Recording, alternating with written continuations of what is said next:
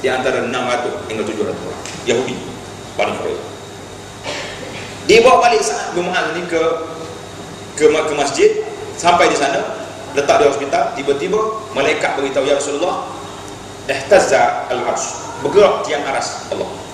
Apa sebab? Nabi kita SAW tak jawab, dia langsung keluar daripada rumah, pergi tengok Sa'ad bin Mu'adz. Rupanya Sa'ad bin Mu'adz telah pun wafat, menemui ajal. Maka Nabi kita bawa Sa'ad bin Mu'adz ke perkuburan Baqi'. Selepas dikebumikan, Nabi kita duduk diri di atas kubur Sa'ad dalam keadaan berubah. Dan Nabi kita sallallahu alaihi wasallam bersabda, "Inna lil qabri la dhamma." Nabi kata kubur ini ada himpitan. Kubur ada himpitan. Mana orang mukmin dia akan himpit dan dibuka balik. Ini kita bimbang. Kalau orang kafir dihimpit sampai berselisih dia punya tulang rusuk dia, apa nak jadi Allah Taala.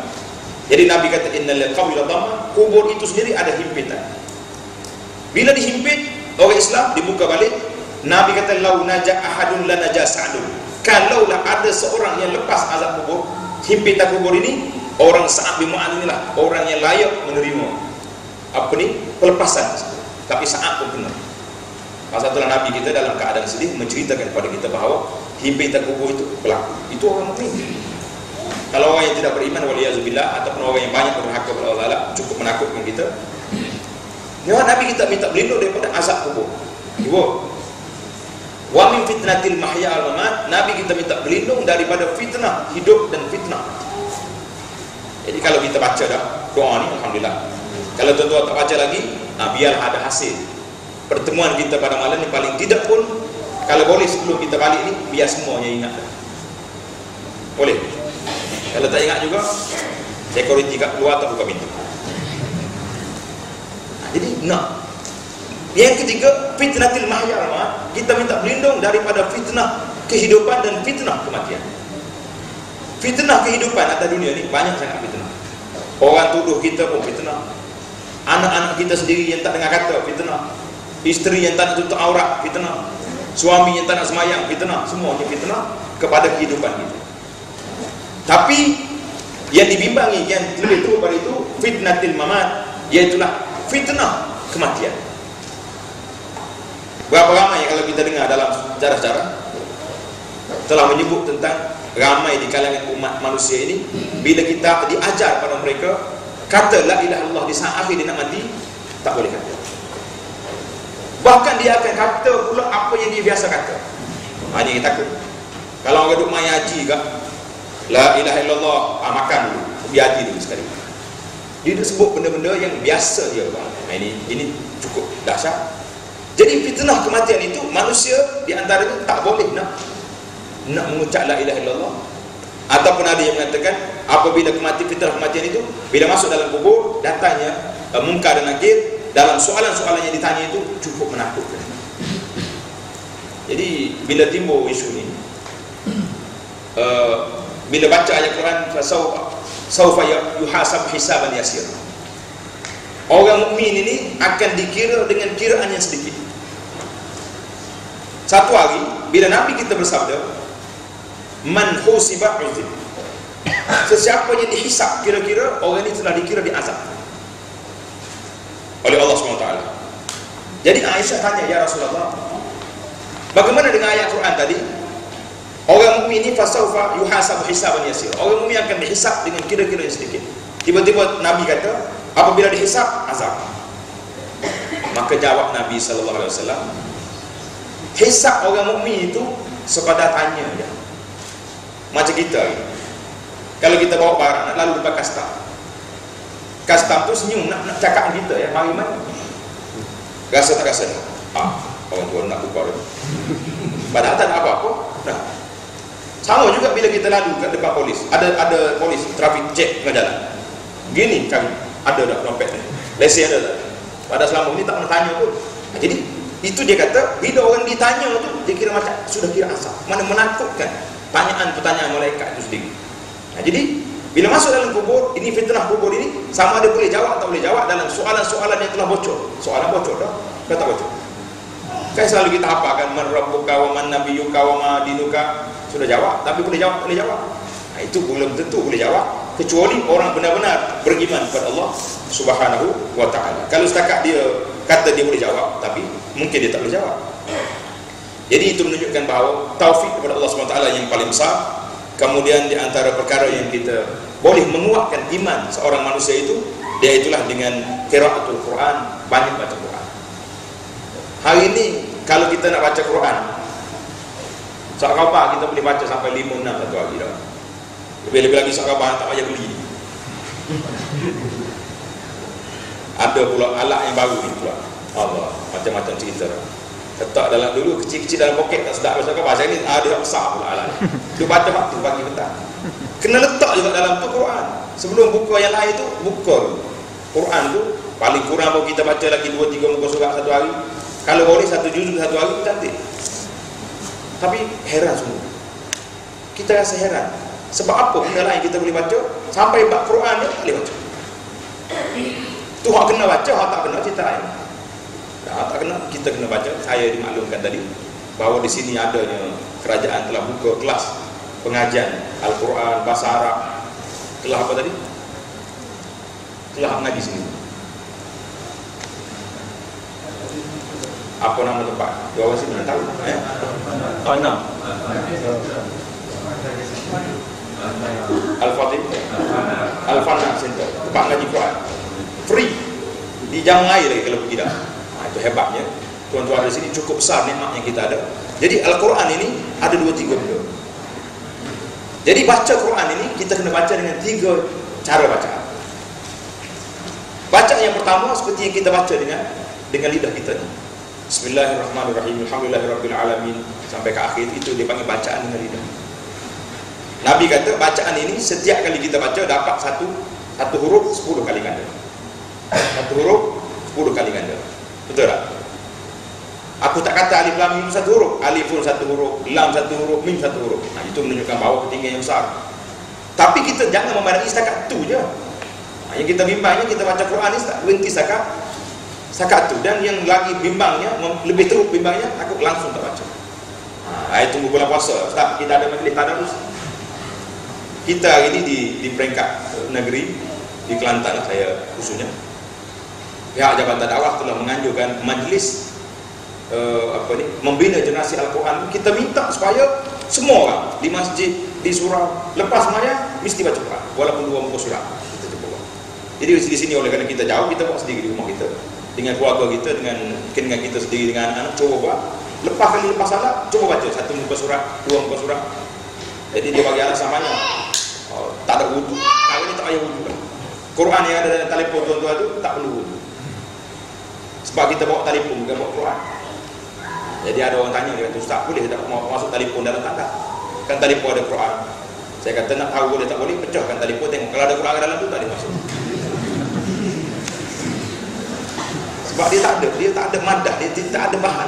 Dia tak ada lagi. Itu juga dia lah. Kalau ada tak boleh. Tak ada. Pecah tak ada, tapi kalau buka skrin ada. Itu dipanggil zaman kita hari ini. Zaman Allah Ta'ala nak beri hujah kepada kita lagi dahsyat. Itu cara bacaan yang pertama. Bacaan yang kedua yang kita kena baca, iaitulah bacaan dengan qiraah qalbiyah, bacaan dengan hati kita. Hari ini kita baca tak baca dengan hati kita, mungkin kurang membaca. Jadi pernah satu hari bila Nabi kita sallallahu alaihi wasallam menangis, bila karena turun ayat Quran, inna fi khalqis samawati wal ard wa ikhtilafil laili wan nahar la ayatin ulil albab. Sesungguhnya pada kejadian langit dengan bumi, silih berganti malam dengan siang, Nabi mengatakan menjadi tanda-tanda kepada orang yang mempunyai akal pemikiran, tanda-tanda kepada ada Allah SWT. Nabi kita bersabda, wailun liman qara'aha wa lam yatafakkar fiha. Celakalah orang baca Quran tapi tidak berfikir dengan isi kandungan Al-Quran.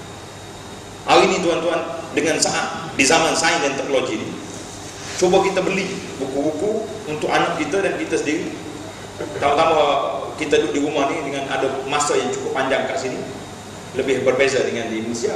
Mungkin masa kita susah, habis dengan pasar malam, dengan pasar tu, tak cukup pasar pagi, pasar malam dah. Allah sedih kat Malaysia, manusia ni terlalu mengejar dengan jam dia, dengan pasar malam dia, cukup menghabiskan masa. Nak pergi masjid lalu pasar malam, berhenti kat situ tak sampai masjid. Saya pergi belawak negeri Cina, baru sambung cerita Cina malam. Cina ni pukul 6 petang tutup dah kedai. Saya kata Cina ni dia makan macam kita juga. Walaupun dia makan dengan kayu, tapi makan juga dengan kita, macam kita juga dah. Tapi dia boleh hidup tanpa pasar malam. Boleh hidup tanpa pasar malam. Pasar malam bagi saya lah memang menjadi penghalang yang besar kepada sampainya sebahagian masyarakat ke rumah Allah. Sedangkan di Maghrib lah tempat kita, waktu orang belajar, dia tak sampai. Satu. Yang kedua, pasar malam juga memberi lesen kepada anak-anak perempuan kita, anak laki-laki kita untuk keluar rumah. Nak gimana pasar malam? Jadi dia jumpa kat sana, bermalam-malam pula. Ayah duduk masjid, anak duduk kat pasar malam. Jadi banyak cerita. Jadi saya ceramah kat tuan-tuan pasar malam, tak ada kerja juga. Sebab bukannya pegawai PBT, bukan menteri dalam negeri, kita juga. Kita kena ceramah dengan ni, korporat cerita lain. Jadi nak ceritanya, tidak ada masa kita nak berfikir sebab apa. Di zaman ini, kalau boleh anak-anak kita beli buku-buku yang mencerita tentang Al-Quran dan sains. Di antaranya buku yang cantik lah bahasa Inggeris, The Amazing Quran yang ditulis oleh Gary Miller tu, cantik. Berapa ramai saya dapat maklumat daripada sahabat-sahabat kita pendakwah mengatakan berapa ramai orang bukan Islam bila baca buku ni, dia yutak balik, mari semula ke pusat dakwah ni, masuk Islam dengan sebab buku. Jadi kita coba jangan dulu sibuk dengan orang lain, sibuk dengan anak-anak kita dulu, biar dia faham. Orang lain, orang putih, orang kafir masuk baca Quran, masuk Islam, kita anak orang Islam ni baca Quran jadi kafir. Walau ya kita tak kafir apa, dia menentang Tuhan. Dia kata apa benda ni dalam Quran ni bagi pesaka apa tak betul, laki-laki 2, perempuan 1, tak pandai main matematik dalam Quran. Orang ni sudah jadi kira orang murtad kerana menentang Al-Quran. Jadi itu cara baca yang kedua. Cara pembacaan yang ketiga yang kita nak dalam Al-Quran Karim itu, iaitulah kita baca dengan amalan kita. Hak dalam Quran kata kena buat, kita buat. Dalam Quran kata yang tak boleh buat, yang dilarang, kita berhenti. Hari ni kalau tuan-tuan tanya macam mana nak faham, maka itulah perlunya kepada majlis ilmu yang kita rasa memang kita kena buat. Kelas-kelas pengajian ilmu ini banyak, tidak cukup dengan hanya ustaz-ustaz pelawak datang sekali-sekala dah, sampai-sampai nak tengok partai ceramah juga sikit lah. Sudah ceramah pergi buat jubah, itu je dapat. Jadi itu dapat sikit-sikit, walau daripada tak ada langsung baik. Tapi kalau boleh kita cuba aturkan dengan ustaz-ustaz yang ada di sini yang bahasa Inggerisnya. Banyak kalau tak ada bahasa Arab pun, bahasa Arab dia faham, kita pula tak faham dah. Tapi kalau bahasa putih boleh jadi dia pun tak faham, kita pun tak faham. Itu masalah berlaku. Jadi carilah orang-orang yang boleh memahami, dan setakat mana yang kita boleh ada. Kerana masa hari ini masa cukup kritikal dengan suasana-suasana yang begitu mencabar kepada kedudukan kita pada hari ini. Jadi syubhat yang ada di hadapan mata kita cukup banyak. Quran yang kita ada itu, inilah di antara cara yang boleh menguatkan iman kita selain daripada kita berdoa kepada Allah SWT tadi. Jadi doa yang kita nak, doa biarlah sentiasa kita berdoa. Mungkin tuan-tuan duduk di sini dalam suasana imam tak berdoa. Saya suka imam tak berdoa, cara terus terang. Sebab apa? Kalau imam doa, kita tak doa. Betul tak? Tapi kalau imam tak doa, kita doa. Sebab imam tak baca. Tapi kalau imam doa, kita dah jadi macam amin, juru amin. Amin pun tak tahu apa dia baca kat depan. Setengah imam tu dia baca seorang dia yang angguk-angguk kat depan. Akhirnya dia dengar rabbana atina fid dunya hasanah wa fil akhirati hasanah, dengan amin kita tahu dia kata. Tak sampai pada apa yang kita nak. Jadi doa yang kita banyak, kalau boleh biarlah menambahkan wukuf kita ataupun orang panggil minyak gas kita ni dengan banyak baca zikir pada waktu pagi yang dipanggil al-maksurat tu, zikir pada waktu petang, dan zikir selepas salat, serta zikir-zikir yang ada yang bersifat zikir amalan harian yang ringkas-ringkas, yang mudah-mudah. Kerana ini di antara pengawal peribadi kita yang boleh kita menyelamatkan diri kita insya-Allah taala di saat manusia sedang sibuk dengan benda-benda lain. Jadi insya-Allah dalam buku kecil yang ada di tangan saya ni ada 12 sebab yang boleh menguatkan iman. Saya rasa oleh kerana masa kita tidak begitu mengizinkan, kita sambung yang ketiganya.